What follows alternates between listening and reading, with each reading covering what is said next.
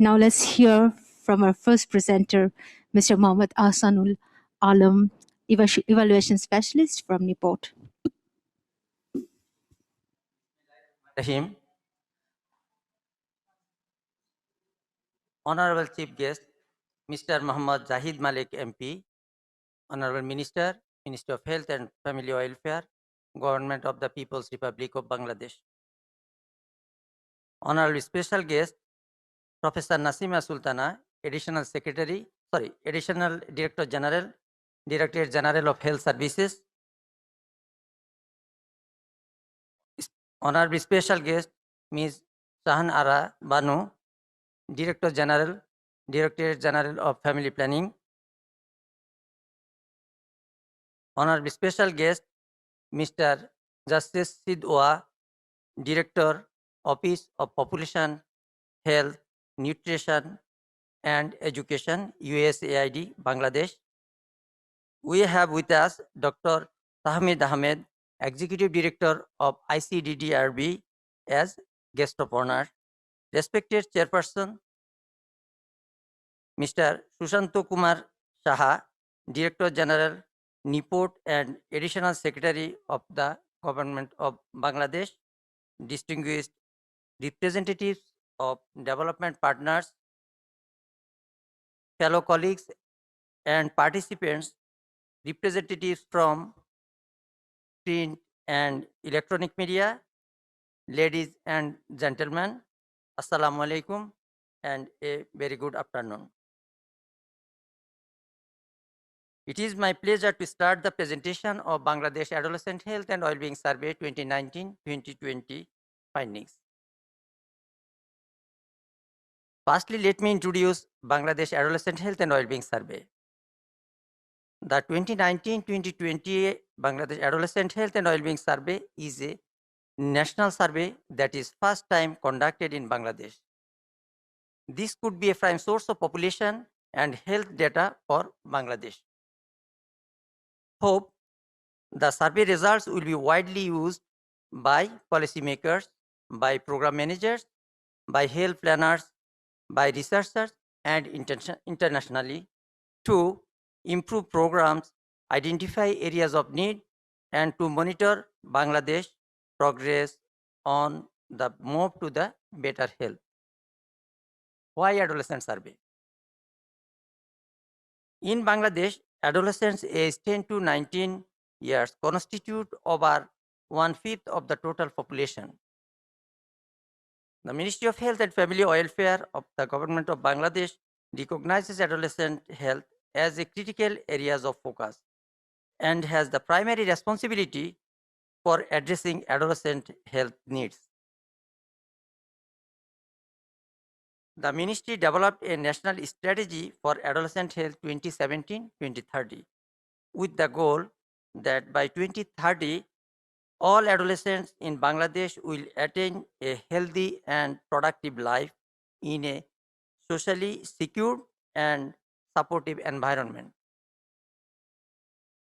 This survey was initiated to have a better understand the state of adolescent health and well-being and the needs of this population. Bangladesh adolescent health strategy focuses on 4 health areas. These are sexual and reproductive health, violence, nutrition, and mental health. The Adolescent Health and Wellbeing Survey was designed to gather information on all these 4 topics. The 2019-20 Adolescent Health and Wellbeing Survey was conducted by National Institute of Population Research and Training NIPORT under Training, Research and Development Operational Plan of 4th Health, Population and Nutrition Sector Program of the Ministry of Health and Family Welfare. Survey data was collected by a private research firm, Human Development Research Center, and survey was funded by the Government of Bangladesh and USAID. Some support was also provided by UKaid. Research for decision makers of icddr data for impact of the University of North Carolina at Chapel Hill and USAID Bangladesh provided technical assistance in all phases of the survey. The objectives of Bangladesh Adolescent Health and Wellbeing Survey was to examine and understand the state of health and well-being of adolescents aged 15 to 19 years. Adolescents younger than 15 years were not included due to the sensitive nature of some of the survey questions. The specific objectives of the survey were to document exposure to print, electronic, and social media, assess knowledge, attitude, and practice regarding menstruation, marriage, and contraception, measure the institution status, understand use of health information and services. Okay. Assess connectedness of family and friends and assess the mental health. Survey design. This is a nationally representative sample survey of over married female, ever married female, unmarried female, and unmarried male adolescent age 15 to 19 years. And survey was designed to provide estimates for national level, rural and urban areas, and for the western, central, and eastern region of Bangladesh. Here, western region is we covered Rangpur, Rajshahi, and Khulna divisions. Central region we covered Mymensingh, Dhaka at Borishal divisions, and eastern region we covered Chattogram and Sylhet division. The survey followed a two-stage stratified sampling design. In the first stage, 736 primary sampling units or clusters were selected for the survey. All households in each of the primary sampling units were interviewed to identify eligible adolescents. From a total of 72,800 households interviewed, 5,066 ever married girls, 8,282 unmarried girls, and 6,538 unmarried boys aged 15 to 19 were selected for the survey. The survey data collection was completed in 5 phases. Data collection started on 25 July 2019 and completed on 10 January 2020. 126 field staffs in 18 teams were involved in data collection activities. The household response rate of the survey was 98%. For ever married female adolescent, the response rate was 97%, and for unmarried females, it was 94%, and for unmarried males, it was 85%. Today's dissemination, we decided to have the results of this survey presented to you by a group of adolescents. Let us hear from them what their peers have said. We are excited to have 10 young volunteers who sat with us for the first 2 weeks and prepared themselves to share the survey findings. You can see their names on the slide, and they will also be introduced as we go through the presentation. We hope there will be a wonderful presentation from young presenters. It is a new initiative. Dr. Kanta Jamil of USAID Bangladesh played a central role in thinking, designing, preparing, and guiding these young presenters for presenting the survey findings. We are grateful to her. Now, I would like to invite Rahela and Sheherin to begin the presentation of the survey results.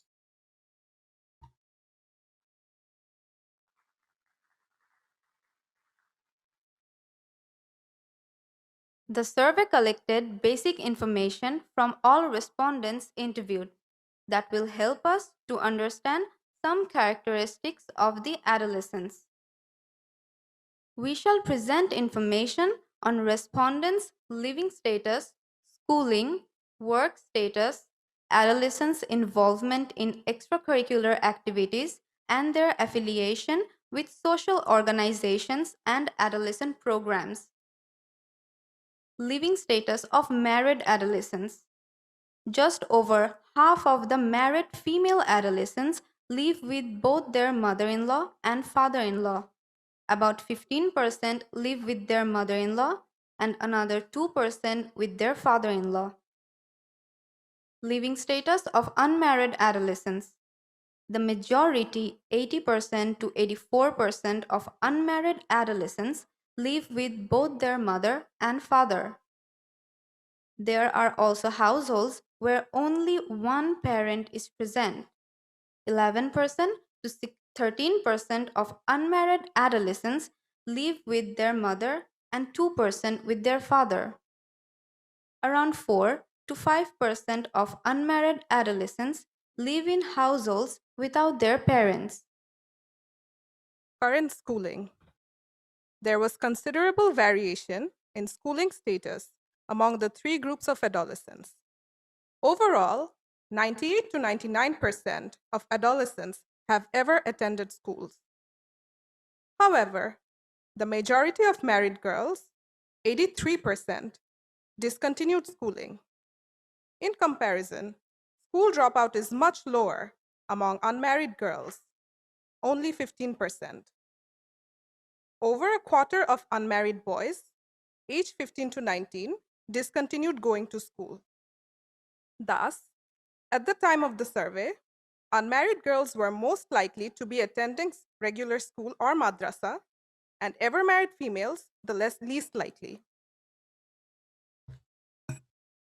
The adolescents who dropped out of school stated variety of reasons for discontinuing schooling. The main reason for ever married females to discontinue school was marriage, cited by nearly 3/4 of them.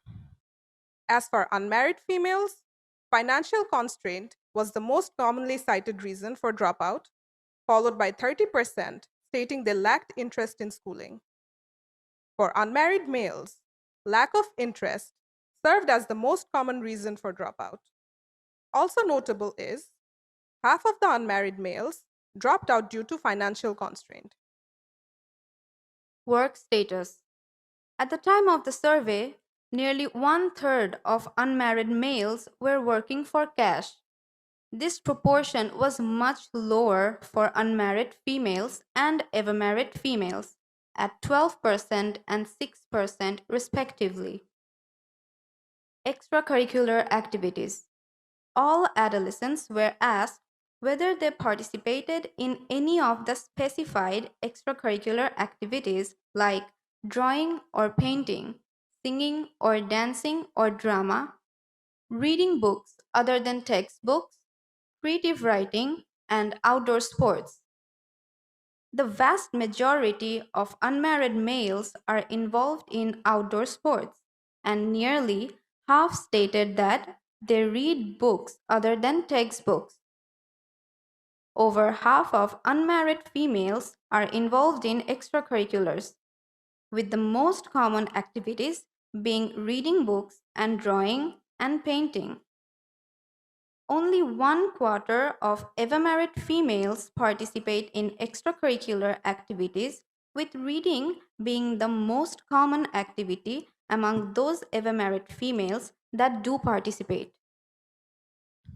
Involvement in social organization or adolescent program.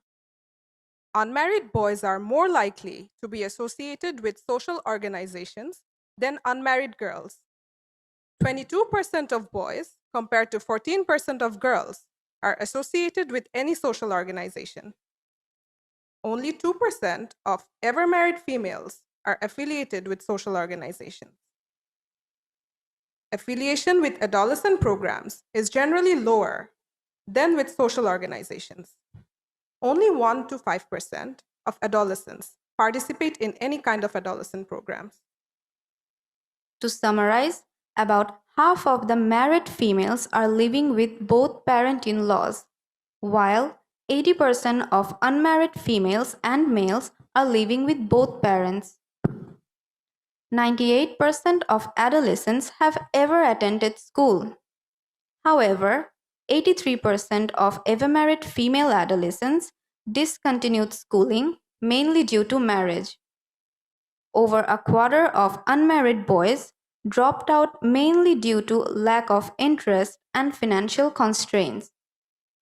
School discontinuation rate was the lowest among unmarried girls, and it was mainly due to financial constraint. Almost 90% of unmarried boys are involved in any extracurricular activities. adolescent girls are less likely to do so. Only 2% of ever married females, 14% of unmarried females, and 22% of unmarried males are affiliated with any social organization. Around 1% to 5% of adolescents are involved in any adolescent program. We now invite Ahbab and Maisha to present the findings on exposure to mass media. Exposure to mass media. Understanding adolescents' exposure to mass media is important because the role that media plays in disseminating health and other information to target audiences. The topics covered under this section are adolescents' exposure to various types of mass media, their exposure to adolescent health programs or materials, and adolescents' desire for additional information on specific issues. Access to mobile phones. The growth of mobile phone use is a key development in the field of communications and information technology. Adolescents' access to mobile phone is over 90% either through own mobile phone or through having access to household mobile phone. Ownership of mobile phones. Ownership of a mobile phone is highest among unmarried males, where 71% own a mobile phone. 52% of ever married females own a phone, while 22% of unmarried females do so. Ownership of mobile phones by type. Among the ever married females, equal proportions own a smartphone compared to a basic phone. Among unmarried females, 14% own a smartphone compared to 8% owning a basic phone. Among unmarried males, 45% own a smartphone, where 26% own a basic phone. These figures are important, since those with access to a smartphone can easily access the internet and news, as well as use social media applications like Facebook, YouTube, and WhatsApp. Use of cell phone.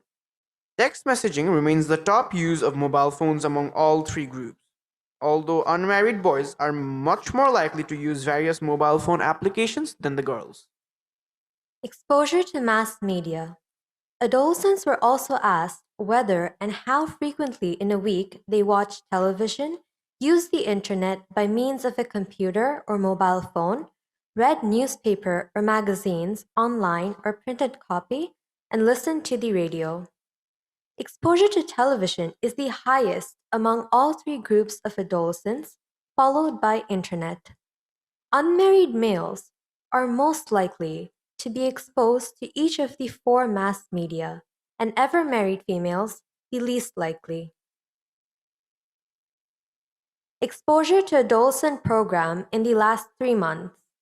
Adolescents were asked if they had exposure to any adolescent programs or articles in the 3 months preceding the survey through medium like TV, radio, online, or print materials. Exposure to adolescent-related programs or materials is 15% among ever married females, 25% among unmarried females, and 20% among unmarried males. Desire for more information. All unmarried adolescents were asked about whether they wanted to have information on specific health topics. Desire to have information on health-related matters is quite high. 73% of unmarried girls desire to have information on puberty and physical changes, and 66% wanted to know about menstruation. Over half of the unmarried females wanted information on family planning. Among unmarried males, 66% wanted to know about puberty and physical changes, 57% about family planning, and 52% about wet dreams. Most preferred source of information. Respondents were also asked about their most preferred source of information among a specified list that included teachers, books, TV, radio, the internet and mobile phones, newspapers or magazines, a hotline, and health providers. For unmarried females, books were the most preferred source of information on health related topics like puberty and menstruation. For information on family planning, their preferences were books and health providers. Unmarried males preferred the internet or mobile phones for learning about physical changes, wet dreams, and family planning. To sum this all up, 7 out of 10 unmarried boys own a mobile phone. Around half of ever married females and a quarter of unmarried girls own a cell phone. Ownership of smartphones is highest among unmarried boys and lowest among unmarried girls. More than 2/3 of all adolescents watch TV at least once a week. Almost half of unmarried males and 1/5 of married and unmarried female adolescents access the internet at least once a week. 15 to 25% of adolescents have exposure to adolescent-related programs or materials through TV, radio, online, or print media.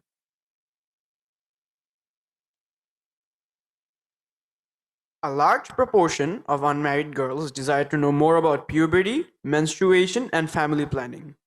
Also, a notable proportion of unmarried males want to know more about physical change, wet dreams, and family planning. The internet is the most preferred source of information on all health-related topics for the largest proportion of unmarried males. Unmarried females prefer to get information on menstruation and puberty through books and on family planning from health providers and books. Next, Noel and Logno will present in the survey results on menstrual hygiene. Menstrual hygiene. We will be presenting on a very important topic, yet overlooked and stigmatized biological phenomenon of a woman's health, menstruation. We shall be specifically presenting about menstrual hygiene. Topics covered. Information on menstruation was collected from around half of the adolescent girls. We will be covering a number of topics relating to menstruation, namely, age at first menstruation, knowledge on menstruation, misconceptions about menstruation, product use during menstruation, and menstrual hygiene. We shall also be presenting school attendance during menstruation. Age of first menstruation. Age at first menstruation signals the beginning of reproductive phase of a woman's life. The average age when ever married girls first experience menstruation is 12.8 years and 12.9 years for unmarried girls. Knowledge on menstruation. Although menstruation is a very natural event, only 23% of ever married and 30% of unmarried females had prior knowledge regarding menstruation before actually experiencing it. Out of those who had prior knowledge, only 41% of ever married and 37% of unmarried females claimed that their knowledge on the topic was adequate. Sources of information on menstruation. Textbooks and other books are the major sources of information for 65% of married females and 81% of unmarried females. 23 to 29% of the girls mentioned that they got their information from TV or radio. Much smaller proportions mentioned internet or newspaper and magazines to be sources of information on menstruation. Misconceptions on menstruation. Different types of misconceptions prevail in the society as well as among adolescents. The most common reported misconceptions include menstrual blood is impure. 85 to 87% of adolescent girls agreed with the statement. One cannot eat anything sour during menstruation is also perceived to be true by 59 to 66 of the girls. Over half of the adolescent girls agreed with the statement that one cannot do any physical activity during menstruation. Products used for management of menstruation. What do adolescent girls use to manage menstruation? Sanitary napkins and clothes are the two major products used during menstruation. Over 60% of the girls use sanitary napkins, and clothes were used by 51% of married and 57% of unmarried adolescents. Around 5% adolescents use cotton or toilet tissue for managing menstruation. Hygienic menstrual practices. The recommendation for hygienic menstrual practices state that the use of clean products during menstruation and the change of menstrual materials used at least 4 times a day. The change of menstrual materials at least 4 times a day is very important to prevent toxic shock syndrome during menstruation. Though the use of disposable or clean and reusable materials is very high among the adolescents, only 1 out of 10 girls changes menstrual materials 4 or more times a day. Our survey results show that only 9 to 12% of the girls are following hygienic menstrual practices. School miss during menstruation. In this survey, 1 in 4 school-going adolescents reported to miss 1 or more days of school during their last menstrual cycle. Reasons for not attending school during last menstruation. The most common reason cited for not attending school during menstruation was having menstrual cramps or pains, followed by embarrassment and heavy bleeding. In summary, the mean age of first menstruation is 12.8 years and 12.9 years for ever married and unmarried female adolescents, respectively. Most female adolescents had no knowledge about menstruation prior to experiencing it. Even those who did have knowledge, less than half of them claimed that they had adequate knowledge. Textbooks or books are the most common mass media resources of information for menstruation for girls, followed by TV and radio. Almost all adolescents reported using hygienic menstrual products like sanitary napkins or clean materials. But only 1 out of 10 girls changes menstrual products the recommended number of times, 4 times a day. As a result, only 9 to 12% of adolescent girls are following hygienic menstrual practices. 1 out of 4 female adolescents aged 15 to 19 years misses at least 1 day of school during menstruation. Our next topic is marriage. We invite Namir and Mihika to present the findings. Marriage. A prominent yet seldom mentioned effect of marriage on adolescent girls is the premature loss of their childhood. At the ages when youth tend to explore, envision, and flourish, the responsibilities and boundaries set forth by marriage rather takes precedence. The questionnaire on marriage was administered to all ever married female adolescents and around half of the unmarried adolescents. Topics covered in this presentation are: for married female adolescents, information on marital status and duration, spousal age difference, and spousal separation. For all adolescents, their preferred timing of marriage. Marital status and duration of marriage. In Bangladesh, 97% of ever married female adolescents aged 15 to 19 are currently married, and 3% are divorced, separated, or widowed. 17% of currently married girls aged 15 to 19 have been married for 4 or more years.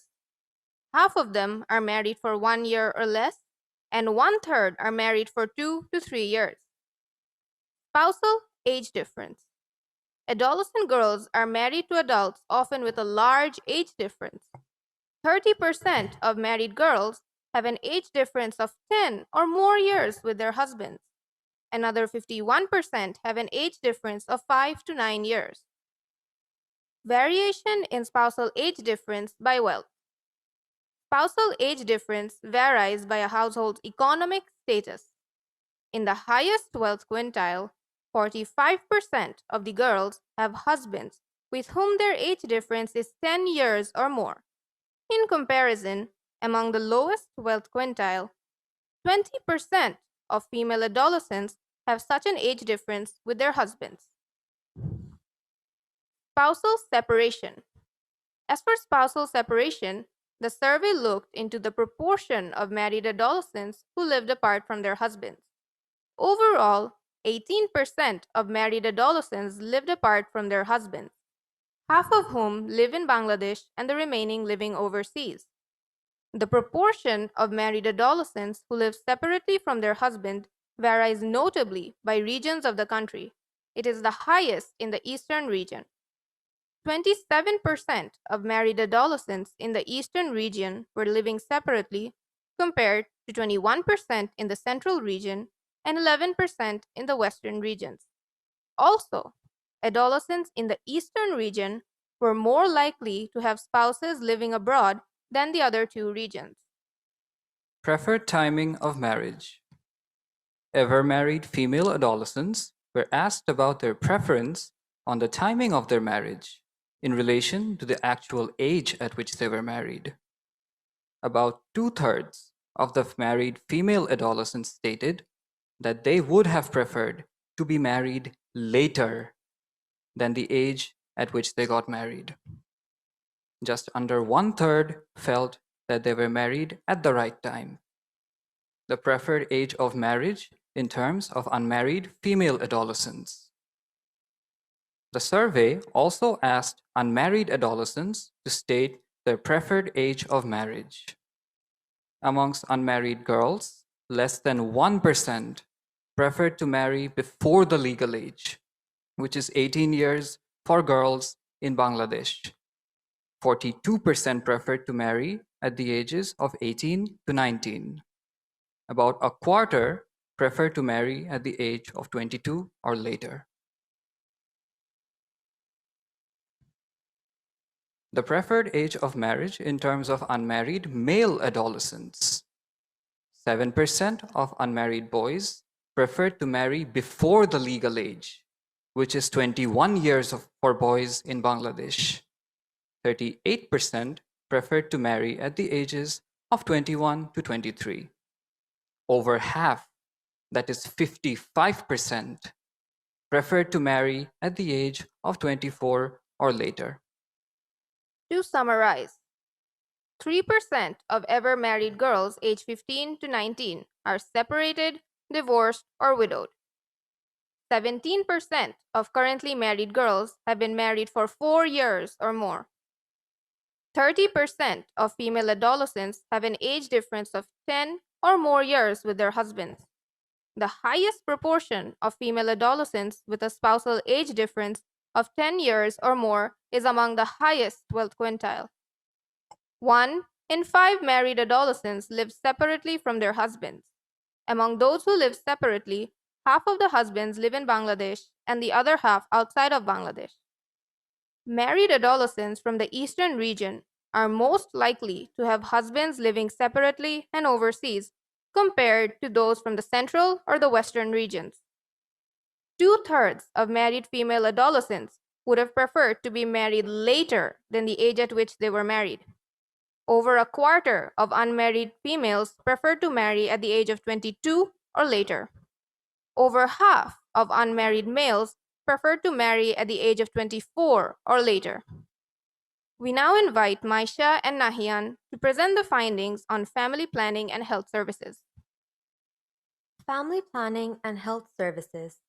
Adolescents are generally considered as healthy. However, they also have some special health needs which require easy access to information and services. The topics to be covered in this presentation are knowledge of family planning among unmarried adolescents, contraceptive use among currently married adolescents,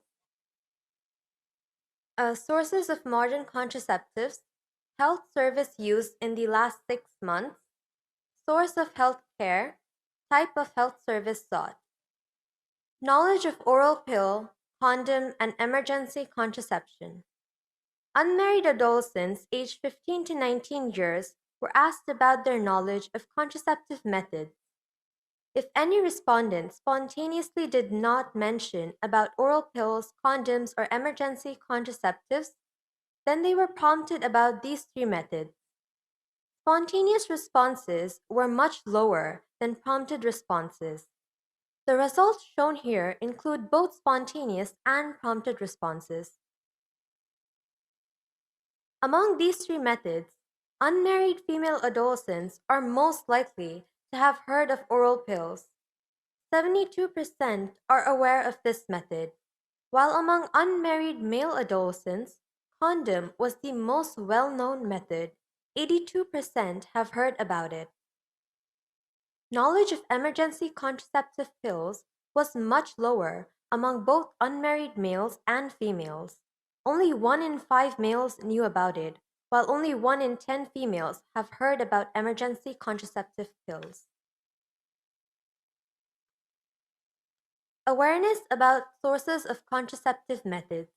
The most widely mentioned source of contraceptive methods reported by unmarried female and male adolescents is the private medical sector.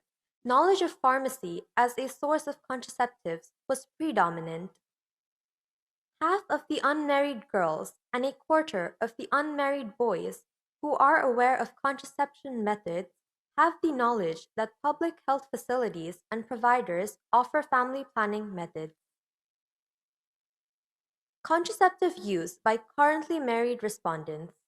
The contraceptive prevalence rate among currently married female adolescents aged 15 to 19 is 56%. Modern method use is 51%.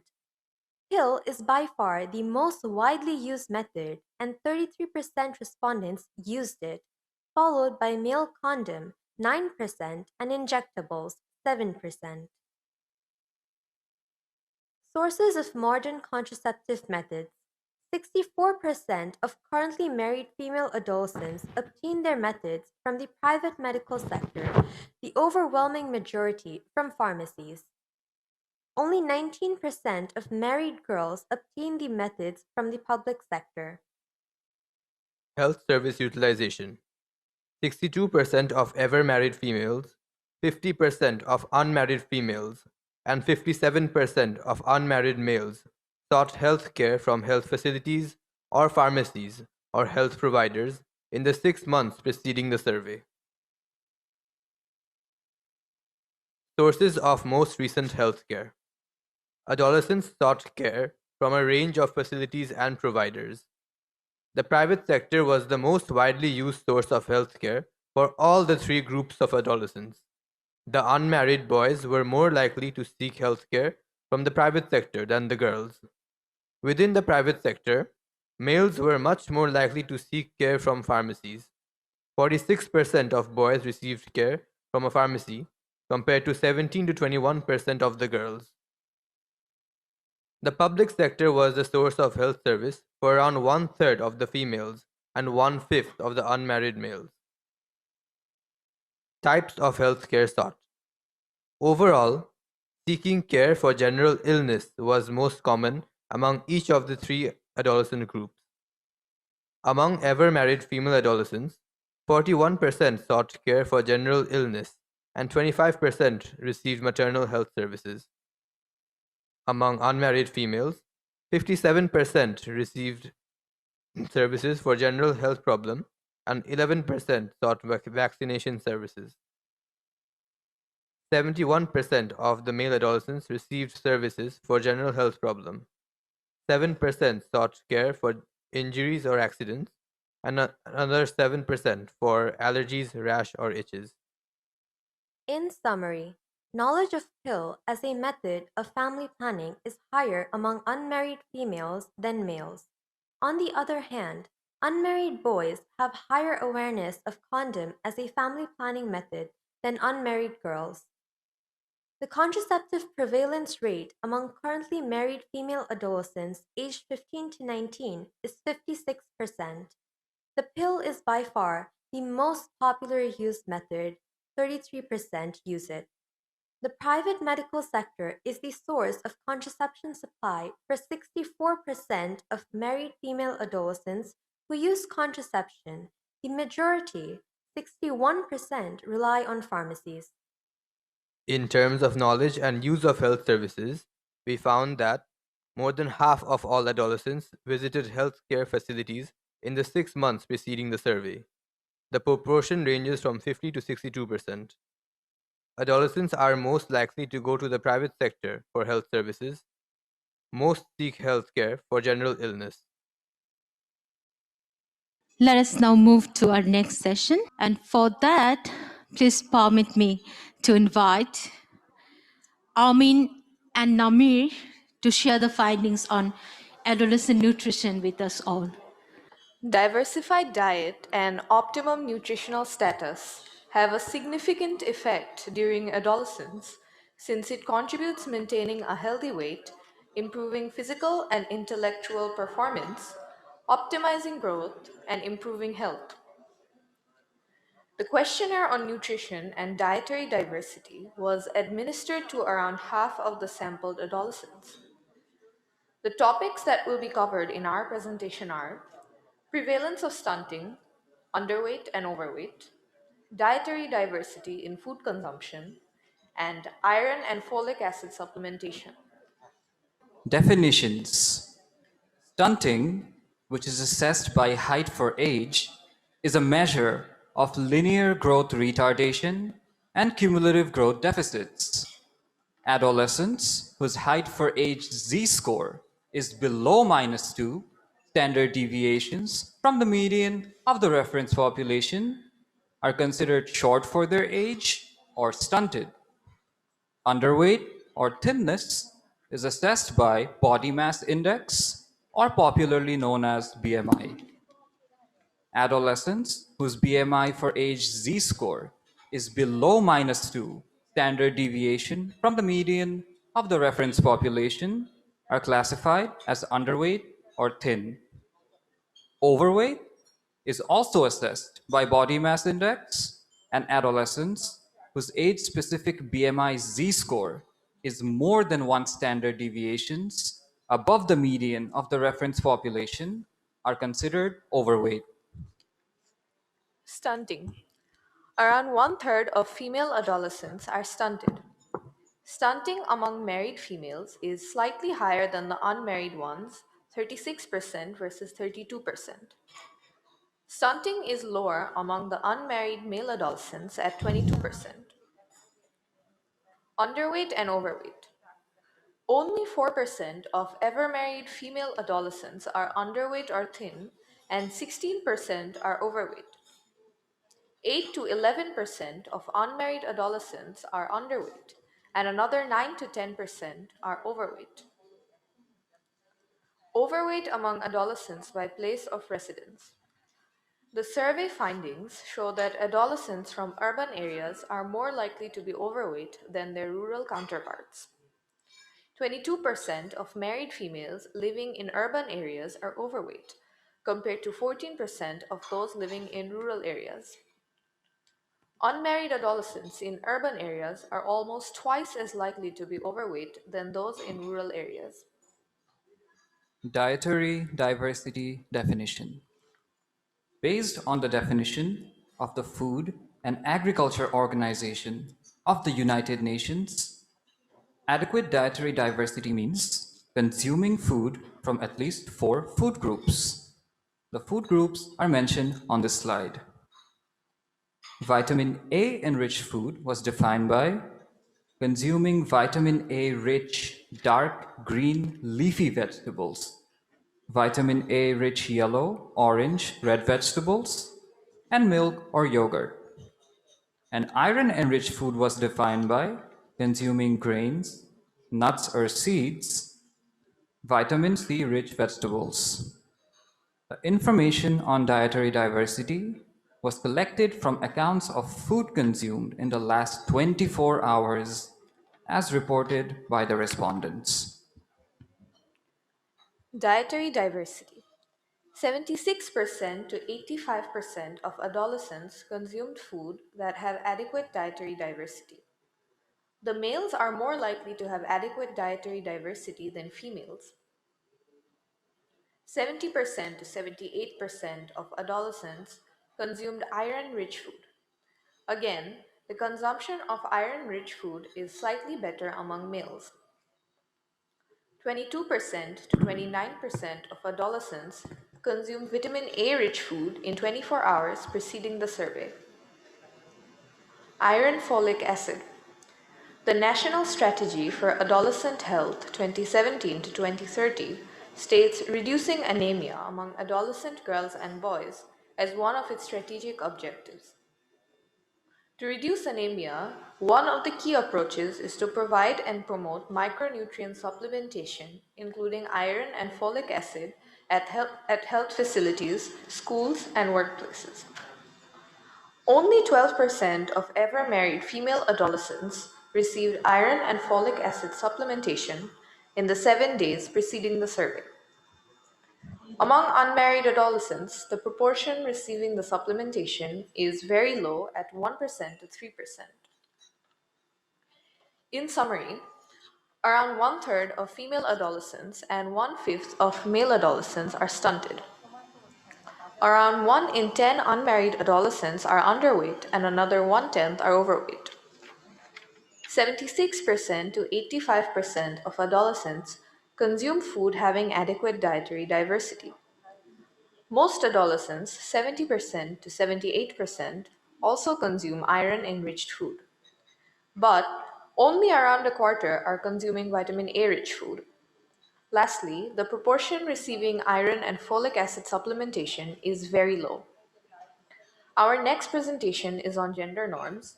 Ariza and Ahbab will present the results. Gender norms. Gender norms are a subcategory of social norms that specifically describe various aspects of gender differences and define roles and actions considered acceptable for women and men in a particular society. Understanding various aspects of gender norms is imperative, so policymakers and program managers can help formulate appropriate strategies to ensure gender-based equality. In the survey, 8 statements were read out to 3 groups of adolescents. They were asked whether they agree or do not agree with these statements. The statements were written in such a way that agreeing to them indicated acceptance of norms, supporting gender inequality, and not agreeing to the statements reflected promoting gender equity. These statements were grouped under 4 main categories, each with 2 statements. The first category is male preference. It addresses 2 statements that indicate preference of boys over girls. The second group is mobility. It includes 2 statements that support gender-based mobility restrictions. The third group is household responsibilities. The 2 statements under this category indicate stereotyping roles and responsibilities based on gender. The last 2 statements were under spousal power dynamics. The statements reflect husband's authority over his wife. Male preference. Let us now look at the result. The first statement says, a family is not complete until they have at least one son. Around half of the ever married girls and unmarried boys agreed with it. Comparatively, much smaller proportion of unmarried girls have the same view. Access to education is an important indicator to ensure gender equality. However, 65% of unmarried males agreed to the statement that it is important that sons have more education than daughters. On the other hand, girls, whether married or not, are much less likely to agree with this statement, particularly those who are not married. Mobility. Half of the unmarried boys perceive that women should not be allowed to work outside of home. A notably smaller proportion of female adolescents have the same view. In the survey, 45% of unmarried male adolescents supported the statement that outdoor games are only for boys and not for girls, whereas less than 30% of ever married girls and less than 20% of unmarried girls agreed to the statement. Household responsibility. The next statement was household chores are for women only, not for men, even if the woman works outside of home. Among the three groups of adolescents, the married girls are more likely to agree with this statement than unmarried girls or boys. For instance, 41% of married girls agreed with this statement compared to 25% of unmarried girls and 35% of unmarried boys. Another statement on household responsibility was looking after the household and kids is the responsibility of women only. Married female adolescents are more likely to agree to this statement. 24% of married females, 13% of unmarried females, and 18% of unmarried males agreed with the statement. Spousal power dynamics. Over 60% of married females and unmarried males agreed with the statement, a woman should listen to her husband even if she disagrees. Nearly half of the unmarried females also agreed to the statement. However, adolescents were less supportive about husbands' authority to physically hurt their wives. Still, 1/3 of the married females, 1/5 of unmarried girls, and 1/4 of unmarried boys agreed to the statement that husband has the right to beat his wife when she does not obey him. Composite index on gender norms. When perceptions about various gender norms were further analyzed, we see some interesting patterns. Among the three groups of adolescents, unmarried boys were most likely to agree with the two statements which supported male preference. Similarly, males were also most likely to support limiting women's mobility outside the home. Unmarried girls hold the most liberal views among the three groups of adolescents. On the other hand, married women are most likely to agree with the statements that doing household chores and taking care of the family and kids are women's responsibilities. Similarly, the statements supporting women's submissive status to men are agreed by a higher percentage of married females compared to the other two groups. Again, here also, unmarried girls had the most liberal views among the three groups. In summary, unmarried girls hold the most gender equitable views and among the three groups. Agreement to all the statements is lowest for unmarried females. Married girls support the societal views about women's role in doing household chores and taking care of the family and kids, even if women work outside home. They also support women's submissive status to men more than any other group. Unmarried boys supported the importance of having a son in the family or higher education for sons compared to the other two groups. Similarly, opposition to girls playing outdoor games and women working outside home is more pronounced among male adolescents compared to the other two groups. The next topic for presentation is violence and sexual harassment. We invite Noel and Logno to present the results. Violence and sexual harassment. Violence experienced by adolescents is a major public health concern. Violence can lead to various adverse consequences like injury, disability, psychosocial dysfunction, unplanned pregnancies, sexually transmitted infections, and chronic diseases. Moreover, adolescents who experience violence are more likely to later inflict violence upon their family members, partners, and children. Topics covered. The survey administered questions on violence to approximately half of the adolescents from each of the three groups. The questions on sexual harassment were only asked to female adolescents. Adolescents were asked about physical violence, verbal or social bullying, cyberbullying, and sexual harassment. Physical violence and questions asked. Adolescents were asked whether in the 12 months preceding the survey they experienced any of the specific types of physical violence as mentioned and on this slide. When a respondent replied yes to any of these questions, he or she was then asked how many times it happened. Experience of physical violence. Unmarried males were most likely to experience physical violence. 1 out of 4 unmarried males reported having experienced physical violence in the last 12 months, while 18 to 20% of the girls said they experienced physical violence. The most common form of physical violence experienced was being slapped or pushed or pulled by hair. 4 to 6% reported experiencing physical violence 5 or more times in the past year.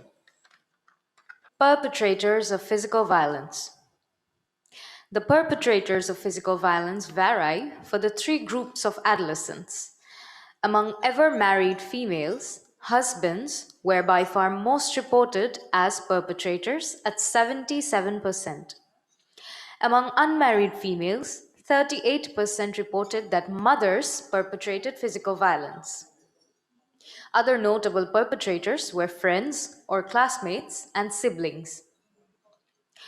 Over half of the unmarried males reported that friends or classmates perpetrated physical violence. 1 out of 5 also reported that neighbors were perpetrators of physical violence. Verbal bullying and questions asked. Adolescents were asked whether they had faced any form of verbal or social bullying in the 12 months preceding the survey, through the questions shown on this slide. Experience of verbal bullying. Overall, around 1/3 of adolescents face bullying. Unmarried males were slightly more likely to have faced verbal or social bullying than the female adolescents, 35 versus 30%. The most common form of verbal bullying was cursing, making mean comments, or name calling. Around 10 to 14% of adolescents had faced verbal or social bullying 5 times or more in the 12 months preceding the survey. Perpetrators of verbal bullying. Nearly half of ever married females reported that their husbands were the most common perpetrators, followed by their in-laws and other family members. Unmarried females reported that friends or classmates were the most common perpetrators, followed by mothers and neighbors. Nearly 2/3 of unmarried males reported friends or classmates as perpetrators, followed by neighbors and mothers. Cyberbullying and questions asked. Adolescents were asked whether, in the 12 months preceding the survey, has anyone used a mobile phone or internet to harass or bother them, spread mean words about them, or shared pictures of them. When a respondent replied yes, they were then asked how many times it happened. Experience of cyberbullying. Cyberbullying is less common than physical violence or verbal and social bullying. Female adolescents are more likely to face cyberbullying than male adolescents. 7 to 9% of the adolescent girls faced cyberbullying compared to only 3% of the adolescent boys, even though female adolescents are less likely to own mobile phones or even have internet access. 1 to 3% of adolescents reported experiencing cyberbullying 5 or more times in the past 12 months. Perpetrators of cyberbullying. Unknown persons were by far the most reported perpetrator of cyberbullying among female adolescents, around 80% reported so. Unknown persons, as well as friends or classmates, were almost equally likely to be perpetrators of cyberbullying for unmarried boys. Sexual harassment. Sexual harassment is a behavior characterized by making of unwelcome and inappropriate sexual remarks or physical advances. The questions asked on sexual harassment are stated on the slide. Experience of sexual harassment. Unmarried girls were twice as likely to experience any form of sexual harassment compared to married girls. 34% versus 17%. Of all forms of sexual harassment, girls were most likely to experience having been stared at in a vulgar way or being told suggestive songs or sexual comments or jokes. Location of sexual harassment. The location where female adolescents experienced sexual harassment varied, with the road being the most common place of harassment, 74% and 88% for ever married and unmarried females, respectively, reported so. Other common places of harassment were school, college, or madrasa. To be noted, 12% of married girls reported being sexual harassed at home. To sum up, physical violence. About 1/5 of female adolescents and 1/4 of unmarried male adolescents have experienced physical violence at least once in the past 12 months. Around 4 to 6% of adolescents reported experiencing any act of physical violence 5 or more times in the past year. Perpetrators. The most likely perpetrators of physical violence for married female adolescents were husbands, for unmarried girls were mothers and friends or classmates, and for unmarried boys were friends or classmates. Summary on verbal bullying. Around 1 in 3 adolescents experienced verbal or social bullying at least once in the 12 months preceding the survey. Unmarried males were more likely to have faced verbal or social bullying than the female adolescents. Around 10 to 14% of all adolescents have faced verbal or social bullying 5 times or more in the 12 months preceding the survey. Perpetrators. The two most common perpetrators of bullying for ever married girls were husbands and in-laws, for unmarried females, mothers and friends or classmates, and for unmarried boys, friends or classmates and neighbors. Cyberbullying and harassment. 7 to 9% of adolescent girls experienced cyberbullying at least once in the 12 months preceding the survey. Only 3% of unmarried males reported experiencing cyberbullying. Unknown persons were the most common perpetrators of cyberbullying as reported by all adolescent groups. Sexual harassment. 1/3 of unmarried girls faced sexual harassment at least once in the past 1 year. Among ever married girls, this proportion was less than 1/5. Sexual harassment is most often experienced on the road. Our next presentation is on connectedness with family and friends. Nahian and Ariza are going to present the findings. Connectedness reflects the emotional attachment, trust, and openness adolescents have in their relationships with family and friends, as well as to their broader peer group. Connectedness is an important protective factor for adolescents that can reduce the likelihood of a variety of health risk behaviors. The survey collected information to assess adolescents' connectedness with family and friends. We shall present findings on number 1, connectedness of married adolescents with their husbands and mother-in-laws, number 2, unmarried adolescents' connectedness with their parents, and number 3, adolescents' connectedness with their friends. Questions to assess connectedness. The level of connectedness with family was measured by asking 3 questions: whether the respondent enjoys spending time with the person, talks about very personal things with the person, and or feels pretty close to the person. All questions were asked on a Likert scale of never, sometimes, most of the time, or always. Respondents who replied always or most of the time to the questions are considered connected with the specific person. Those who responded never or sometimes are considered as not connected. Connectedness with husbands. 66% of married girls said they enjoy spending time with their spouses always or most of the time. And slightly lesser proportion discuss very personal matters with their husbands. Over 80% of married girls reported feeling pretty close to their husbands. Connectedness with mother-in-law. Almost 3/4 of ever married female adolescents who lived with their mother-in-laws enjoy spending time with and/or feel pretty close to their mother-in-laws. However, less than 1 in 3 married girls discusses very personal matters with her mother-in-law. Connectedness with mother, unmarried adolescents. Overall, a higher proportion of unmarried girls are connected with their mothers compared to unmarried boys, irrespective of the measure we use to assess connectedness.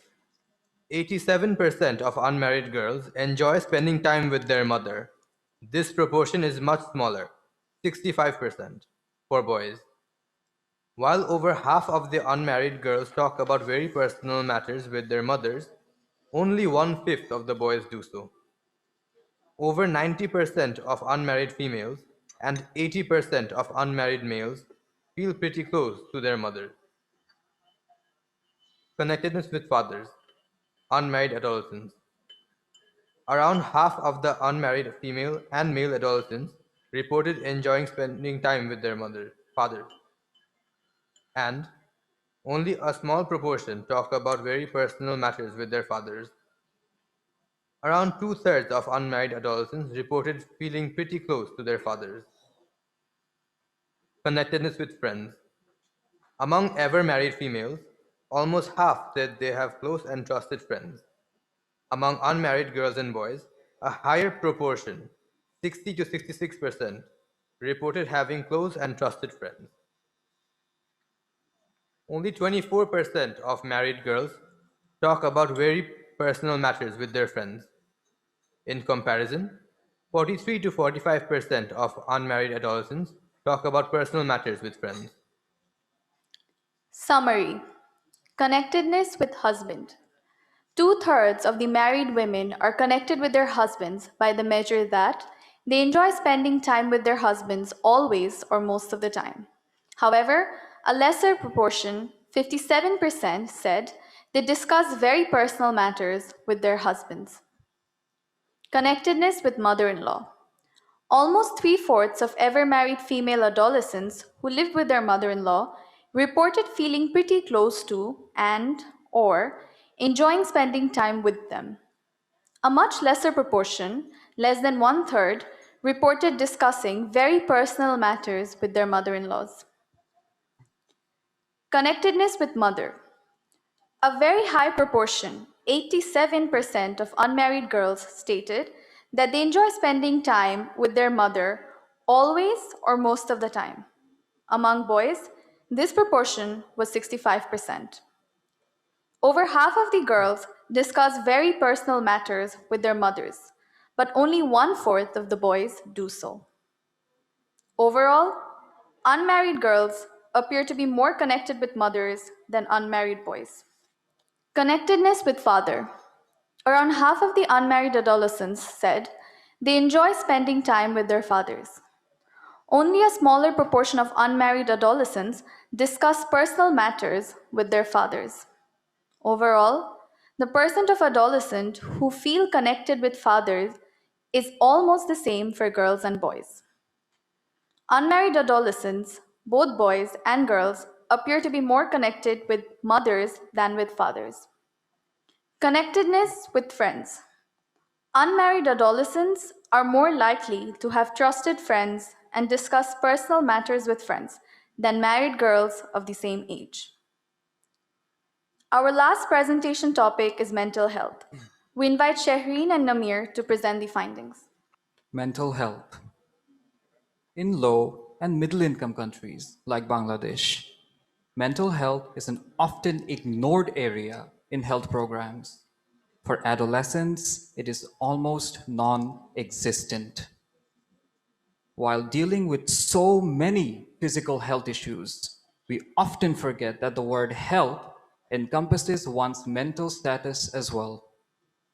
Looking into mental health issues in adolescence is pertinent as poor mental health during these bridging years of life is associated with a high prevalence of emotional, behavioral, and severe psychiatric problems during adulthood. The mental health section of the survey was administered amongst half of the survey respondents. The topics that will be covered in our presentation are depressive disorder, and connectedness with family and friends. How depression was measured. For measuring depression, the Patient Health Questionnaire, PHQ-9, modified for adolescents, known as PHQ-A, was administered. This globally accepted and used instrument consists of 9 questions to measure the prevalence and severity of depressive symptoms. The questions closely follow the 9 criteria specified in the Diagnostic and Statistical Manual of Mental Health Disorders, also known as DSM-4 Diagnostic Manual. The 9 questions asked to assess mental health are mentioned on the slide. We asked whether they experienced any of these specific thoughts or feelings or behavior in the past 2 weeks preceding the survey. Each of the 9 questions had 4 possible responses. Not at all, some days, most days, and almost every day. Analysis. Responses to each question were scored between 0 and 3. Scoring was based on frequency of occurrence of the thought, feelings, behavior in the 2 weeks preceding the survey. Thus, from all the answers to the 9 questions, we could get a total possible score of 0 through 27. Assessment of depressive disorder. A total score ranging from 0 to 4 indicates no depression. If anyone's scores ranged from 5 to 9, it indicates minor depressive disorder. And a total score of 10 and above indicates major depressive disorder. The cutoff score point of 10 or more is used to define major depressive disorder, as global studies found that PHQ-9 with a score of 10 or more is a sensitive measure to identify depression needing clinical intervention. Prevalence of depressive disorder. The survey findings show that 15% of ever married females aged 15 to 19 have major depressive disorder. This proportion is slightly lower for unmarried girls, 11%. Unmarried boys are much less likely to have major depressive disorder compared to the girls of the same age. 5% of the boys were found to have depression. Prevalence of major depressive disorder amongst adolescents by educational attainment. In each of the 3 adolescent groups, prevalence of depressive disorder is higher amongst adolescents with lower educational attainment. 18% of married adolescent girls with primary education or less have major depressive disorder compared to 14% of those who have some secondary education or higher. For unmarried girls, this difference in prevalence of major depression by educational attainment is even larger, 18% versus 11%. Similar pattern is observed amongst unmarried boys, although prevalence of depression is much lower amongst boys than girls. Connectedness and depressive disorder. In the next section, we shall review whether there is any association between prevalence of depression and adolescents' connectedness with family and friends.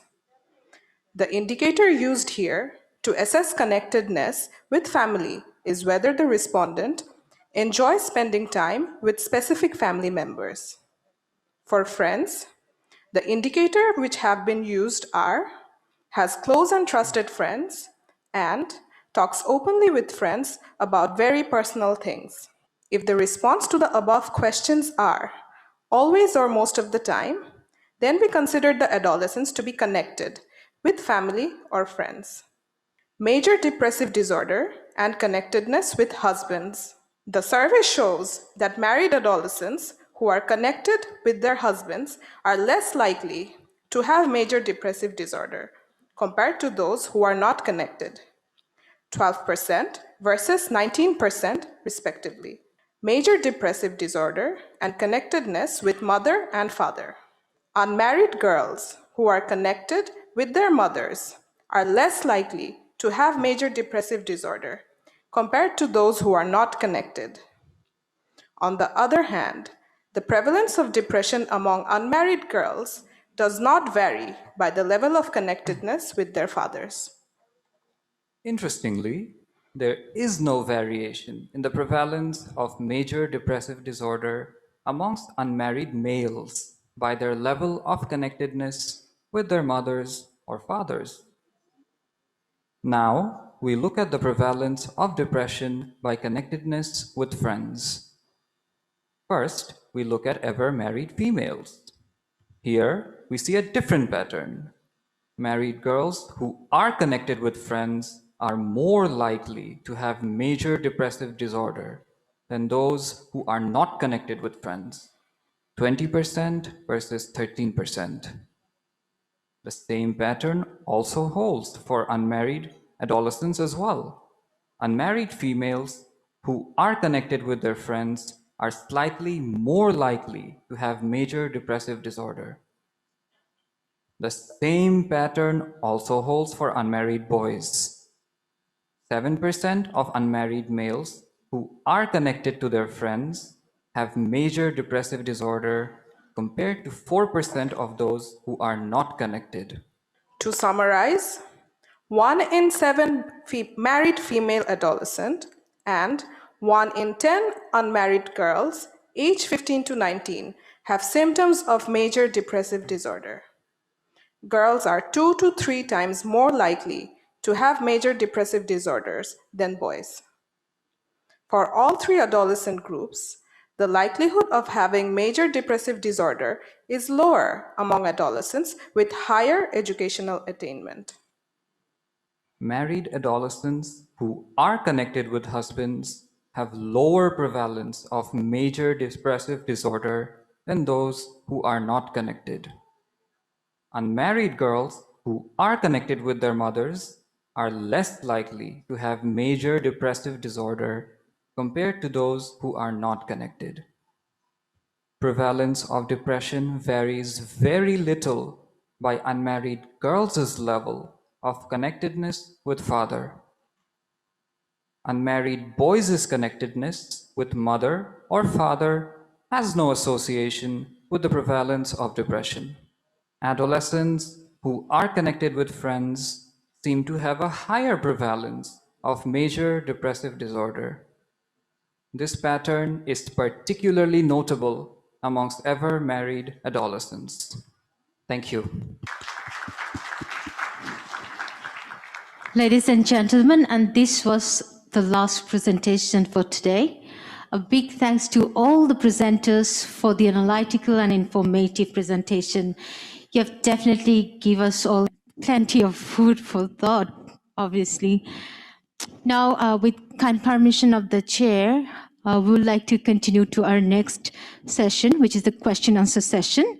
I would like to request our audience, if you have any more questions, please submit those in the question box for our expert panel to go through them. And I think the who are the presenter, the little genius, special big hands for them. Yes, agreed, completely agreed.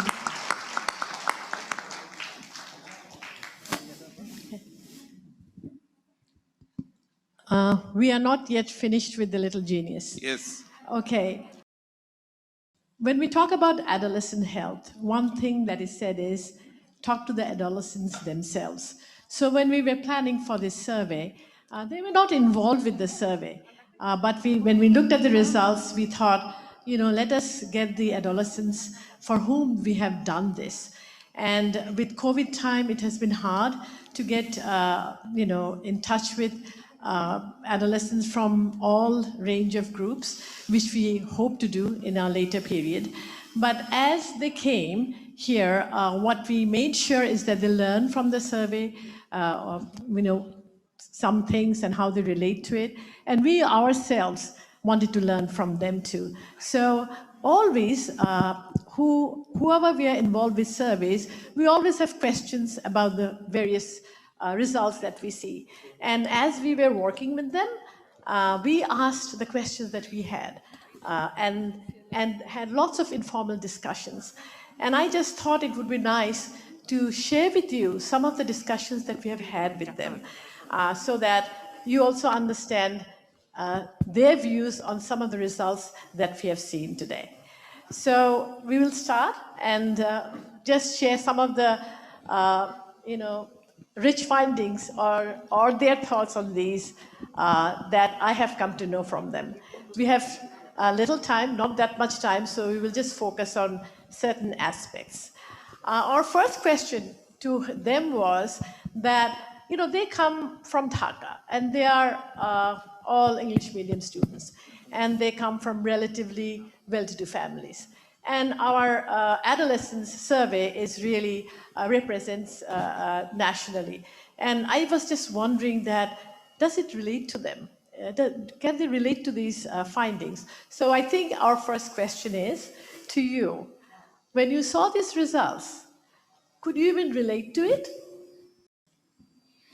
I think as surprising as it might sound, even though we are from a slightly better economic background, but আমরা যখন এই survey রেজাল্টসগুলো দেখেছি, we could relate to a lot of results regarding gender norms, regarding menstrual health, regarding violence and harassment, and মানে যে ইস্যুসগুলো আমরা যখন বড় হচ্ছিলাম আমরা জানতাম না, আমরা সেভাবে কখনো চিন্তা করে দেখিনি যে এই ইস্যুসগুলো হয়তো আমাদের লাইফে মানে আপকামিং স্টেজেস অফ লাইফে কতটা কাজে দিতে পারে, when we were going through puberty, when we were going through a change in our mental health as well. তো ইয়েস, আই এগ্রি, এই টপিকসগুলো নিয়ে যে এখন এই রিসার্চটা হয়েছে, this survey has been done, it's a matter of great happiness যে এখন at least এইসব বিষয়গুলো নিয়ে কথা বলা হচ্ছে, কারণ আমরা যখন বড় হচ্ছিলাম এই বিষয়গুলো নিয়ে খুব একটা জানতে পারিনি বা জানার সুযোগটা হয়তো পাইনি। I think my teammates would definitely agree with me too. ছেলে কিছু বলুক দেখি।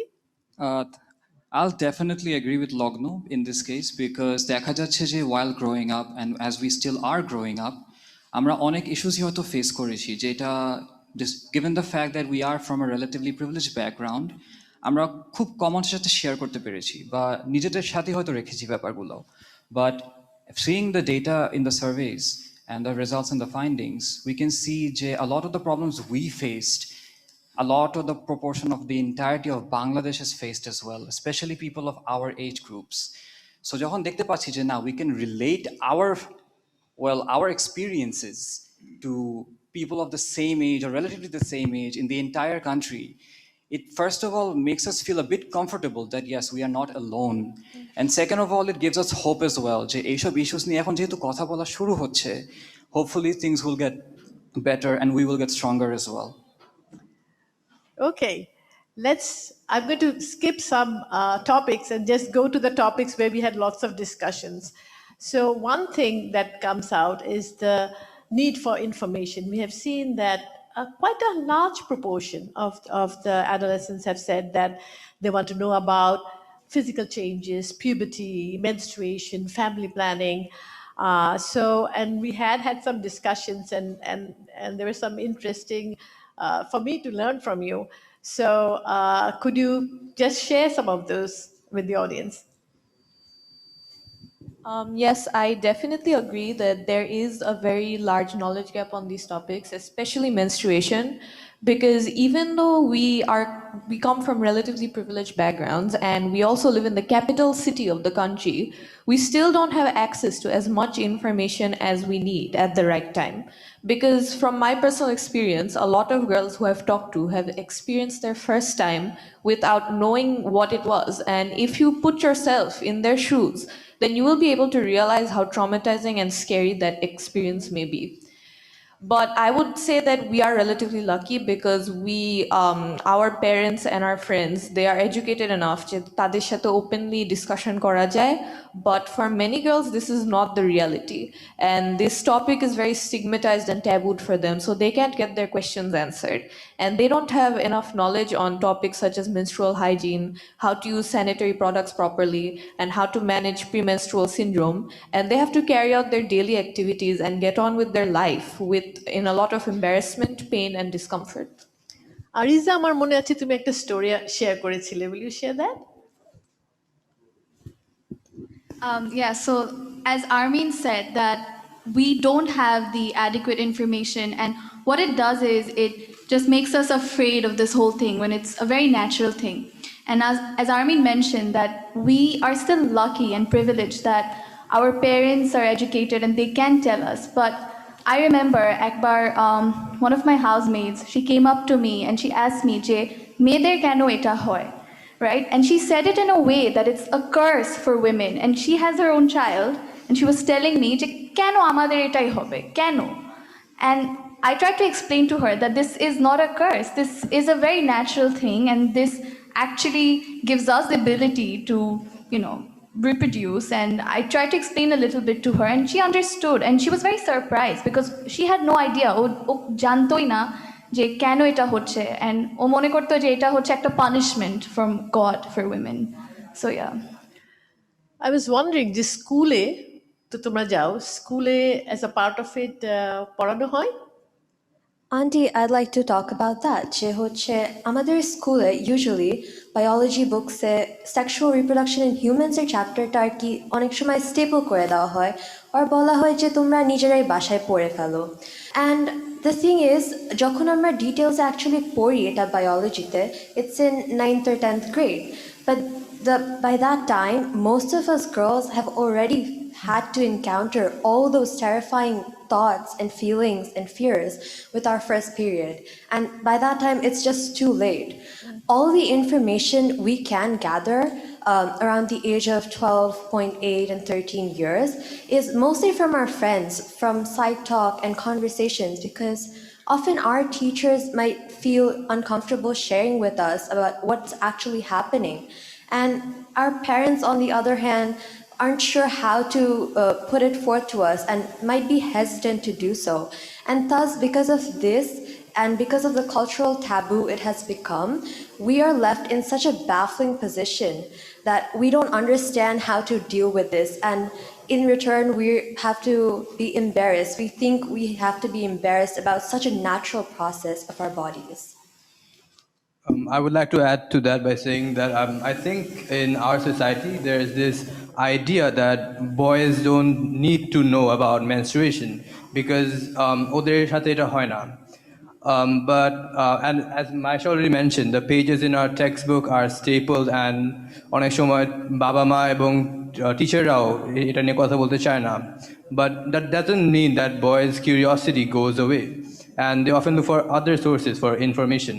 And if they don't get the most accurate information, they might get misconceptions about menstruation, and they may make insensitive jokes about it. And I think that all this could be avoided if boys were given access to the right information from the right age. How about boys facing, physical changes? তোমাদের কি ওটা সম্বন্ধে information থাকে? How did you grow up with it? Auntie, I would like to talk on this topic by saying that we weren't given enough information about the changes that were about to happen in our body. We were terrified at an age. I'm sure all the members of my team, the boys, would agree that we had no proper knowledge. Amra jantamai na, auntie.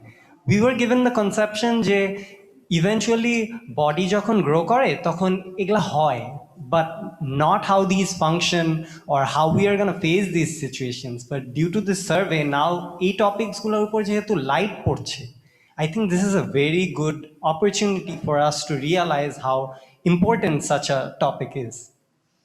I sincerely hope we can bring more adolescents as we speak about these topics, and we hope to do so because this today what we have presented is such a large array of topics. It's not possible to cover in one seminar.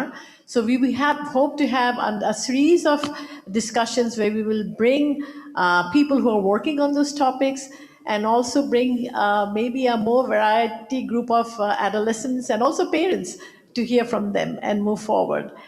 We will now move to the next topic, which we have discussed quite a lot also, on gender norms. I was kind of, when we were looking at the data, and I was thinking, well, this is the younger population, and they're different, and things have changed a lot, and I was a bit disappointed. I know we have made a lot of changes. I know we have become much better in sex preferences, like now a lot of families also want a daughter. But I was still a bit disappointed in looking at it, because I was expecting it to be much better. What are your thoughts? I wanted to say gender norms is definitely a very deep-rooted issue in our culture. And I think I speak for everyone here when I say we have at least experienced or witnessed gender norm in our lives. And আমাদের ক্ষেত্রে যদি বলি যে we have a subject in our school known as home economics. তো এই সাবজেক্টটা is incredibly gender biased, কারণ in the sense যে মেজরিটি মেয়েরাই এই সাবজেক্টটা পড়ে। তো ইউ ক্যান সি যে ছেলেমেয়েরা যখন দেখছে যে স্কুলে মেয়েরাই এই সাবজেক্টটা নিচ্ছে, তাদের মাথায় একটা সেন্স চলে আসে যে আচ্ছা, মেয়েরা হোম ইকোনমিক্স পড়বে মানে মেয়েরা সেলাইয়ের কাজ শিখবে, হেন্স মেয়েরাই ঘরের কাজ করবে। তো এগুলোর জন্য আরেকটা জিনিস যেটা আমি অ্যাড করতে চাচ্ছি, যে যেই মেয়েরা আমরা মেয়েরা যারা সাধারণত একটু আউটগোয়িং বা ইন্ডিপেন্ডেন্ট আচরণ করি, we are subject to a lot of gossip and criticism. আমাদের অনেক কিছু শুনতে হয়, যেমন মেয়েটা রান্না বাড়া না করে খেলাধুলা করছে, বাইরে ঘোরাঘুরি করছে, তাকে বিয়ে কে করবে। So when a girl hear phrases like this, say easily demoralised হয়ে যায়। মানে সে যে এই সোশ্যাল নর্মগুলোকে কমব্যাট করবে, সেই এনার্জিটাই এক পর্যায়ে চলে যায়। হেন্স মেয়েরাও এক পর্যায়ে গিয়ে বিলিভ করা শুরু করেন, না আমি অন্য ইন্টারেস্ট পার্সু করা শেষ না করি, আমি ঘরের কাজই করি। And I think this is particularly true for women যারা স্পোর্টসে ইনভলভড। And I think আমাদের মধ্যে Rahila, you used to play sports in your school. You can add something here. Yeah, well, me being in the sports team, আমি যেটা দেখেছি যে আজকাল ছেলে আর মেয়ে দুইজনই এক্সট্রা কারিকুলার অ্যাক্টিভিটিসে একদম পার্টিসিপেট করছে, কিন্তু when it comes to outdoor sports তখন দেখছি যে মেয়েদেরকে খুবই লিমিটেড অপরচুনিটিস দেওয়া হচ্ছে। ইভেন ইন স্কুলস আমি গিয়ে দেখি যে মেয়েরা প্র্যাকটিস করছে, যখন আমি প্র্যাকটিস করি পুরা টিমে জায়গা দেওয়া যায় না, এরকম অবস্থা। কিন্তু যখন টুর্নামেন্টসের টাইম আসে, ওই প্ল্যাটফর্মটাই মেয়েরা পাচ্ছে না, যে there is a girls team, only the boys team are going for the tournament. So এটা খুবই রেয়ারলি হয় যে খুব ভালো একটা মেয়েদের টিম ফর্ম হয়ে টুর্নামেন্টস খেলতে যাচ্ছে। And there are also some issues like মেয়েরা স্পোর্টস গিয়ার পরে, অবভিয়াসলি স্পোর্টস খেলতে হলে পড়তে হবে। দেন চুল কেটে ফেলে কয়েকজন মেয়ে, যে এত খেলাধুলা পড়াশোনা, তো চুল আর মেনটেন করতে চায় না। তো তখন ওদেরকে বলা হয় যে ছেলে ছেলে ভাব চলে আসছে, এই মেয়েটা তো চুল কেটে ফেললো, মেয়ে মেয়ে ভাবটাই তো চলে গেল। আবার which makes me feel really sad, যেটা হচ্ছে যে মেয়েদেরকে আর কি ওদের স্পোর্টিং পারফরমেন্সের চেয়ে এটা দিয়ে জাজ করা হয় যে ওরা তো ছোট ছোট শর্টস পরে খেলতেছে, ওরা জার্সি পরতেছে। অ্যান্ড হয়তো স্কুল টিচার্স আর games department and also parents they are very supportive, কিন্তু কতজন প্যারেন্টস যারা স্কুলে আনতে যায় ওনারা আর কি বলে যে আমার মেয়ে তো এটা পড়ে না, আমার মেয়ে তো খেলে না, এগুলো ভাবি, এগুলো অনেক কিছু বলে দেয়। সো এরকম হতে হতে হয়তো মেয়েটা ভালো খেলে, কিন্তু ফ্যামিলি সাপোর্ট না পাওয়ার জন্য ও টিমে থাকতে পারছে না। আই থিঙ্ক মেয়েদেরকে আরও এনকারেজ করা উচিত আউটডোর স্পোর্টসের জন্য। I think they can do really well. How about someone from the boys speak out about gender norms? আমরা যেটা দেখেছি। Yes, Auntie, I had something to say here. Gender norms এর data থেকে, from what we can see. একটু ইংলিশেও বলো। Yes. From the data that we can see in terms of gender norms, I feel that it negatively affects boys or males as well, in the sense যে ধরেন আমরা for example অনেকেই আছি এখানে, especially the boys I think can relate to this, যে from the very essence of our childhood we've been having to hear যে you're the one who needs to earn for the family in the future, you're the one who needs to work hard and make your family, and if you mess up তাহলে your family's future will be messed up. So at a time when we are supposed to only worry যে আজকে football ফিল্ডে আমি কি আমার বল নিয়ে আসবো নাকি আমার ফ্রেন্ড বল নিয়ে আসবে, but at a time when we're supposed to worry যে আজকে ক্রিকেটে আমি কোন ব্যাটটা দিয়ে 6 মারবো, তখন we're having to worry যে আমি 10 বছর পর আমার ফ্যামিলির জন্য কিভাবে আর্ন করব, বা how am I supposed to make my family. So all this contributes to the sense যে না, suppose এখন আমি যেমন স্কুলে যাচ্ছি, বা a lot of us we are in schools and other educational institutes, we feel the need to earn more rather than actually go to school or our institutes and earn education, because ওখানে তো টাকা খরচ হচ্ছে. And instead of that, if we get another form of job, let's say, so we can earn money. So I think this can contribute a lot to the high dropout rates that we have also seen. That'll be all from me, Auntie. And also the feeling that boys need to study more than the girls. I'm just going to switch to another topic right now, unless any of you want to urgently say something on this topic. Let's move to something where we have talked about quite a lot about violence and sexual harassment. Who wants to start? Since the topic of violence and sexual harassment is on the table, I think no one in this room, very rare few lucky women would, but no one else in this room would disagree jodi ami boli je being a woman, one of us at least once in our life has been subject and victim to sexual harassment. Everyone would agree to this, because I personally have been too, and I think all my teammates would agree to it too. So আরেকটা জিনিস হচ্ছে যে আমরা যখন data দেখছি যে sexual হ্যারাসমেন্টের সবচেয়ে বেশি কোন জায়গাগুলোতে হচ্ছে, we see that they're happening in the streets, in the roads. আমরা তো যদি ডেভেলপমেন্টের দিকে আগাতে চাই, আমরা তো ঘরে বসে থাকতে পারবো না, আমাদেরকে তো রাস্তায় বের হতেই হবে। আর যদি রাস্তাঘাটে আমাদের জন্য সেফ না থাকে, সেটা তো মানে দ্যাটস ভেরি স্যাডেনিং। আর আরেকটা very surprising point on violence was যে married women suffer the most violence, and their most common perpetrators were husbands, which is a shock. It's unbelievable. If women are not safe on the streets, if women are not even safe at their own homes in the comfort, when are we safe? Where are we safe? আমরা তাহলে কিভাবে আগাতে পারবো যদি আমরা কোথাওই safe না থাকি? যে wherever we go we have to keep this in mind যে we might be subject to violence at any point of our lives. এই চিন্তাটা যদি আমি কনস্ট্যান্টলি মাথার মধ্যে রেখে আগাতে থাকি, তাহলে how will we go towards progress? How will we think about making ourselves better? And this is something I just wanted to share. Yeah, so as Lognapu said, I think, yes, every one of us can relate to this. And I think amader country te, one of the biggest problems is that we don't consider staring in a vulgar way or, passing comments on the streets as sexual harassment. Unless you touch someone in an appropriate way, it's not considered to be sexual harassment. And as she said, like, we all face it. Jokhon I walk on the streets and I see people staring at me or passing comments, my first instinct is, have I done something wrong to trigger such reaction? Am I wearing the proper clothes? And I think this is the main problem in our society, because amader moddhe they have inculcated this mindset that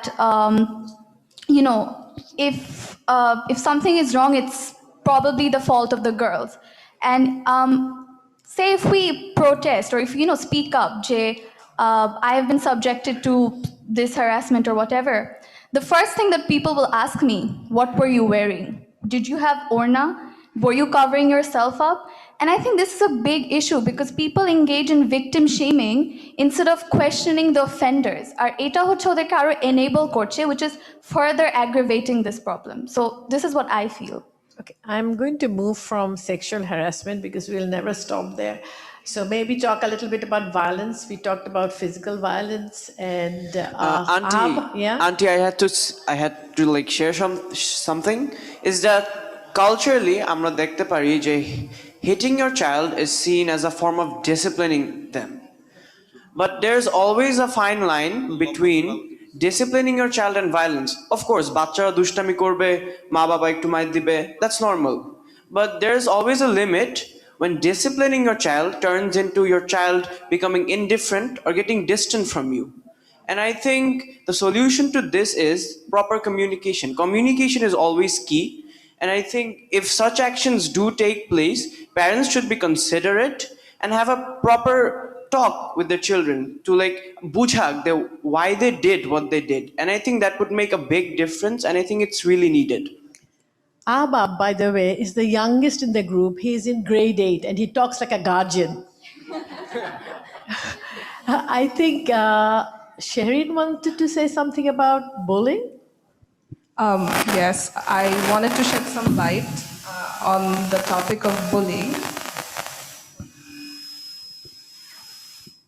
Amra to shobai, I don't know, more or less we have been subjected to some sort of bullying, either at school or inside our homes, be it for our appearance or for the way we act, for being timid, or মানে পড়াশোনায় ভালো করলেও দেখি যে আমাদেরকে bullying করা হচ্ছে।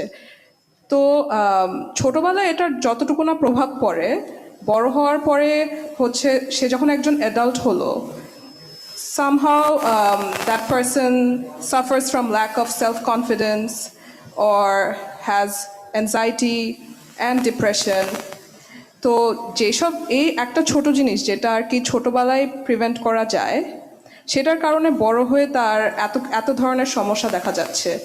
এটা কিভাবে আমরা অ্যাড্রেস করব? স্কুল থেকে নাকি বাসায় কিভাবে মেসেজটা পৌঁছাবো, এটা নিয়ে এখনই চিন্তা করা উচিত। I've been told I have to finish it fast, so I'm going to just move to mental health right now. And I know we have had some discussions. Who would like to start? Aunty, আমরা বাংলাদেশে দেখতে পারি যে most people think যে mental health বলে কিছু যে একটা আছে, it doesn't exist. And mostly parents তাদের বাচ্চাদের বলে যে I've given you such a privileged life, you have food on your plate, I'm sending you to such good schools, তোমার কি প্রবলেম থাকবে? But that's not the case. It's যে আমাদের সব প্রবলেম যে ফ্যামিলি রিলেটেড হইতে হবে, that's not necessary. We could have other problems too, and we are progressing. I'm not going to deny that. The topic is coming to light, and mental health is a topic which is not talked about enough, and it is not paid much attention to. Auntie, I wanted to add something, and this may be a bit contradictory to Abba, but I love you, man. Don't worry about it. Thank you. I love you too. My man. So, Auntie, what I wanted to say was, I'm not necessarily in full belief that our parents আমাদেরকে বুঝে না। হ্যাঁ, I think we have all shared those moments where we felt যে আমাদের elders বা আমাদের parents যেই হোক না কেন, relatives আমাদেরকে বুঝতে পারে না, they don't understand the things we're going through. However, I do feel that yes, they do understand, but the thing is they can't relate to it in the sense because there is a generation gap, and they also have faced their share of issues as well. And hoyto they may have had their own ways of dealing with it, jeta hoyto amra we don't understand. But hoyto I have my ways of dealing with it, which they don't seem to understand. So in a manner, I feel that there is a responsibility in both sides where a connection has to form. Amaderও যেরকম ওদের সাথে connect করতে হবে, we have to be vocal that this is what works for me. And I also have to be recipient from them that Baba, this is what's going on and this is how it works for us. And evabe we can communicate so that there's a common point and we can move forward. Okay. Yes, exactly. I agree with Namir. Like আমি একটা incident বলতে চাই about this. আমি একদিন আমার বাবার সাথে কথা বলছিলাম and I just said him যে আমার কেমন ডিপ্রেস লাগছে, আমার কিছু ভালো লাগছে না আজকে. So he was like যে আরে কোনো সমস্যা নেই, তুই আমার সাথে এসে একটু কমলা খা। The data shows that boys especially don't talk to their mothers or their fathers. So you go to your friends? G aunty, এই ক্ষেত্রে আমি যেটা বলতে চাই যে even though it shows that we go to our friends, but I would like to share my personal experience. আমি যদি আমার ফ্রেন্ডকে গিয়ে বলি যে I am feeling depressed or mentally unsatisfied with something, the first thing they're going to say, advise me, is that দোস্ত তুই বাসায় গিয়ে একটা সুন্দর ঘুম দে, খুবই ভাল লাগবে ঘুম থেকে উঠে, তখন সব ডিপ্রেশন চলে যাবে। And it's not given enough importance at all. But I think due to the survey, a lot of things are coming in knowledge now, right, guys? I think I'm going to definitely. let Mihika say something, and then we have to close it today. And so, Mihika? Yeah, I just wanted to say that আমরা যখন আমাদের প্যারেন্টসকে গিয়ে বলি যে we are feeling physically unwell, তখন our parents are not the ones that diagnose us. তারা আমাদেরকে একজন ডাক্তারের কাছে নিয়ে যায় বা একজন ডাক্তারকে স্ট্রেট কল করবে। কিন্তু আমার কোয়েশ্চেন হলো, মানে this is not a problem. I'm not saying that this reaction is bad, but what I'm saying is যে why do we not get the same reaction when we go and say যে we are mentally unwell? When we go to our parents and amra boli je we are feeling mentally down but depressed and having anxiety, I think there are two things that we must recognize here. Je, on the one hand, we are definitely not qualified enough to diagnose ourselves as mentally ill. Kintu on the other hand, our parents are also not qualified enough to say that we are not mentally ill. So আমি মনে করি যে যখন আমরা এরকম mentally মানে symptoms দেখাই, খারাপ সিমটমস দেখাই, why is it not যে our first reaction is যে একটা প্রফেশনালকে আগে কনসাল্ট করে নেই? So that's why I think যে in our country মানে সিকিং থেরাপি বা কাউন্সেলিং এগুলো আরো নর্মালাইজ করা দরকার।